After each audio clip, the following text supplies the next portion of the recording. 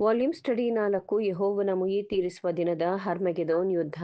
ಅಧ್ಯಾಯ 9. ಸಂಘರ್ಷವನ್ನು ತಡೆಯಲಾಗದು, ಲೌಕಿಕ ಜ್ಞಾನಿಗಳ ಸಾಕ್ಷಿ. ಪುಟ 289. ಆಧುನಿಕ ಸಮಾಜದ ದುಷ್ಪರಿಣಾಮಗಳು ಮತ್ತು ದೋಷಗಳು ಮತ್ತು ದೌರ್ಬಲ್ಯಗಳ ಸುಧಾರಣೆಗೆ ಪ್ರಸ್ತಾಪಿಸಲಾದ ಜನಪ್ರಿಯ ಪರಿಹಾರಗಳನ್ನು ಸ್ಥೂಲವಾಗಿ 2 ಗುಂಪುಗಳಾಗಿ ವರ್ಗೀಕರಿಸಲಾಗಿದೆ. ಅದರಲ್ಲಿ ಮೊದಲನೆಯದು ರಾಜಕೀಯ ಸಂಸ್ಥೆಗಳನ್ನು ಬದಲಾಯಿಸುವ ಮೂಲಕ ಕುಂದುಕೊರತೆಗಳನ್ನು ನಿವಾರಿಸಲು ಪ್ರಸ್ತಾಪಿಸಲಾಗಿದೆ.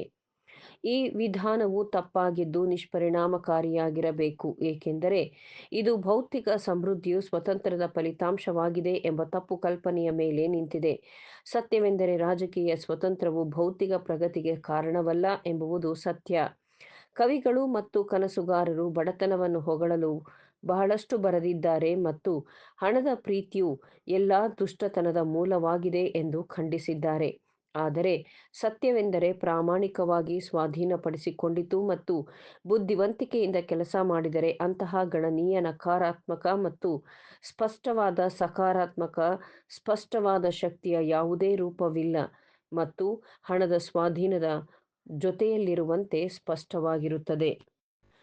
ಮನುಷ್ಯನಲ್ಲಿ ಉದಾತ್ತವಾದುದೆಲ್ಲವೂ ಗೃಹಸ್ಥ ಗೃಹಿಣಿಯ ಜೀವನದಲ್ಲಿ ಅತ್ಯಂತ ಉನ್ನತವಾದುದೆಲ್ಲವೂ ಹತಾಶ, ಹೀನಾಯ, ಅಸಹಾಯಕ ಬಡತನ, ಬಯಕೆ, ಹಸಿವು, ಖಿನ್ನತೆ, ದೀನತೆ ಮುಂತಾದ ಶೋಚನೀಯವಾದ ನಿರುತ್ಸಾಹಕರವಾದ ಸ್ಥಿತಿ ಇನ್ನೊಂದಿಲ್ಲ. ಬೆವರು, ಉರಿ, ಚಿಂದಿ ಮತ್ತು ತೊಗಟೆಯ ಕೂಲಿಗಳು.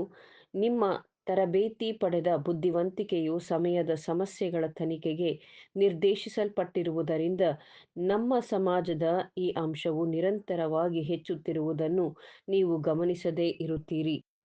ಇಲ್ಲಿ ನಾವು ಸತ್ಯಗಳ ಸ್ಪಷ್ಟ ಮತ್ತು ಸಮರ್ಥ ಹೇಳಿಕೆಯನ್ನು ಹೊಂದಿದ್ದೇವೆ, ಏಕೆಂದರೆ ಶ್ರೀಮಂತರಾಗಿರಲಿ ಅಥವಾ ಬಡವರಾಗಿರಲಿ ಎಲ್ಲರೂ ಒಪ್ಪಿಕೊಳ್ಳಬೇಕು. ಆದರೆ ಇದು ಯಾವುದೇ ಪರಿಹಾರವನ್ನು ಹೊಂದಿಲ್ಲ. ವಕೀಲರು ಮತ್ತು ರಾಜಕಾರಣಿಗಳ ಹೊಸ ಪರಿಹಾರವನ್ನು ಹುಡುಕಬೇಕು ಎಂಬ ಸಲಹೆಯೂ ಅಲ್ಲ. ಅವರು ಕೇವಲ ಇತರರ ಮೇಲಿನ ಅಪನಂಬಿಕೆಯನ್ನು ನಿವಾರಿಸಲು ಸಲಹೆ ನೀಡುತ್ತಾರೆ. ಅವರು ಅದನ್ನು ತಾವೇ ಅನುಭವಿಸುತ್ತಾರೆ ಮತ್ತು ಪ್ರಸ್ತುತ ವ್ಯವಸ್ಥೆಯ ಪ್ರತಿಯೊಂದು ಬದಲಾವಣೆಯನ್ನು ವಿರೋಧಿಸಲು ಅವರು ತಮ್ಮನ್ನು ತಾವೇ ಉಳಿಸಿಕೊಳ್ಳಲು ಪ್ರಯತ್ನಿಸುತ್ತಾರೆ.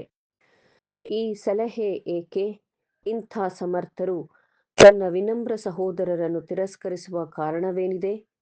ಯಾವುದೇ ರೀತಿಯಲ್ಲಿ ಇಲ್ಲ. ಆದರೆ ಅವರು ಸ್ವತಂತ್ರದ ಅನಿವಾರ್ಯ ಕಾರ್ಯಾಚರಣೆಯನ್ನು ನೋಡಲು ಕಾರಣ ವೈಯಕ್ತಿಕತೆ, ಸ್ವಾರ್ಥ.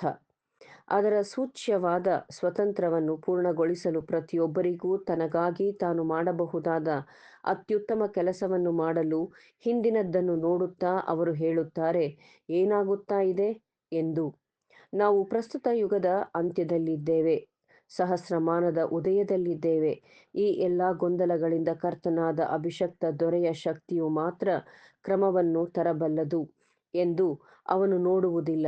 ಮತ್ತು ದೇವರ ಬುದ್ಧಿವಂತ ಪ್ರಾವಿಡೆನ್ಸ್ನಲ್ಲಿ ಯಾವುದೇ ಮಾನವ ಬುದ್ಧಿವಂತಿಕೆಯು ಪರಿಹರಿಸಲಾಗದ ಈ ಗೊಂದಲಮಯ ಸಮಸ್ಯೆಗಳನ್ನು ಮತ್ತು ಯಾವುದೇ ಮಾನವ ದೂರದೃಷ್ಟಿ ಅಥವಾ ನೀತಿಯು ತಡೆಯಲು ಅಥವಾ ಹೋಗಲಾಡಿಸಲು ಸಾಧ್ಯವಾಗದ ವಿಪತ್ತಿನ ಪರಿಸ್ಥಿತಿಗಳೊಂದಿಗೆ ಮನುಷ್ಯರು ಈಗ ಮುಖಾಮುಖಿಯಾಗಿದ್ದಾರೆ.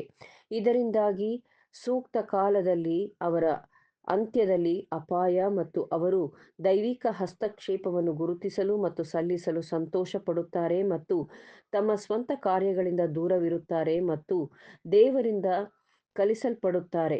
ಯಾರ ಹಕ್ಕನ್ನು ರಾಜ್ಯವು ಹೊಂದಿದೆಯೋ ಆತನು ತನ್ನ ಮಹಾನ್ ಶಕ್ತಿ ಮತ್ತು ಆಳ್ವಿಕೆಯನ್ನು ತಾನೇ ತೆಗೆದುಕೊಳ್ಳುತ್ತಾನೆ ಮತ್ತು ಆ ದೇಶವನ್ನು ತರುತ್ತಾನೆ, ಅವನ ಸಭೆಯನ್ನು ಮಹಿಮೆಗೇರಿಸಲು ಅವನ ವಧು ಎಂದು ಮತ್ತು ಅವಳೊಂದಿಗೆ ಮತ್ತು ಪಾಪದ ದುಃಖಗಳನ್ನು ಕೊನೆಗೊಳಿಸಲು ನರಳುತ್ತಿರುವ ಸೃಷ್ಟಿಯ ದುಃಖಗಳನ್ನು ಕೊನೆಗೊಳಿಸಲು ಮತ್ತು ಭೂಮಿಯ ಎಲ್ಲಾ ಕುಟುಂಬಗಳನ್ನು ಆಶೀರ್ವದಿಸಲು. ನಿಜವಾದ ಬೆಳಕನ್ನು ಹೊಂದಿರುವವರು ಮಾತ್ರ ಈ ಪ್ರಸ್ತುತ ಕರಾಳ ಸಮಯದ ಅದ್ಭುತ ಫಲಿತಾಂಶವನ್ನು ನೋಡಬಹುದು. ಇದು ಬುದ್ಧಿವಂತರನ್ನು, ಅಂದರೆ ಜ್ಞಾನಿಗಳನ್ನು ಗೊಂದಲಗೊಳಿಸುತ್ತದೆ.